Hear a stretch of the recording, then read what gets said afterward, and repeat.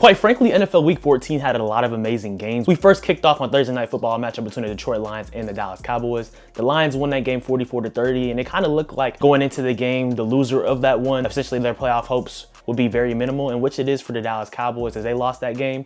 But when you look at what happened on Monday Night Football between the Eagles and the Chargers, as the Eagles had lost their third straight game, the Eagles only need to lose 2 more games, and the Cowboys need to win out in order for the Dallas Cowboys to end up winning the NFC East. And with the type of fashion of football that the Eagles are playing right now, it kind of looks like a 2023 Part 2, although that their defense has been very consistent. They gave them a huge shot to win the game, but Jalen Hurts having 5 turnovers, 4 interceptions in that game, that was something to see for sure. So that was just a crazy action right there. And Justin Herbert playing through a fractured left hand, still persisting the Chargers to win their 9th game of the season, as they now currently sit at 9-4, giving them a real chance still in the AFC West under the Denver Broncos. But they're also over a team right now in the Kansas City Chiefs. We saw them lose to the Houston Texans, and we might have just seen really not only their playoff chances die for this season, but this current iteration of the Chiefs, in terms of from a Super Bowl contending standpoint, die as well. And they're going to have to retool most definitely around Patrick Mahomes, because you're going to have multiple windows with Patrick Mahomes to be a Super Bowl contender, him being already one of the best quarterbacks to play of all time. But the Chiefs this season, the 2025 version of the Kansas City Chiefs, they're just not a great football team, and it's okay to say that. But the Houston Texans, they continue to surge. They've won 5 games in a row. That defense allowing only 16 points per game. That's the lowest points per game average that a defense has allowed since the 2019 New England Patriots. That team won the Super Bowl that year. The Texans offense can be a little bit better, even average or even above average or solid. There's no limit to what potentially the Houston Texans team can do, because that defense is certainly a unit that no one in the AFC playoffs wants to see. The Buffalo Bills came back from down 10 to get their 9th win over the season over the Cincinnati Bengals in a classic quarterback duel between Josh Allen and Joe Burrow. Shedeur Sanders signed in his performance against the Tennessee Titans. Although they lost, he still is continuing to get comfortable in that starting role, and in my opinion, since he'll be starting for the rest of the season for the Browns, he's positioning himself nicely to be their quarterback of the future if they have any common sense. You look at other games across the league, the Los Angeles Rams were able to get back on track after losing in Week 13 against the Panthers. They dominated the Cardinals, winning 45-17.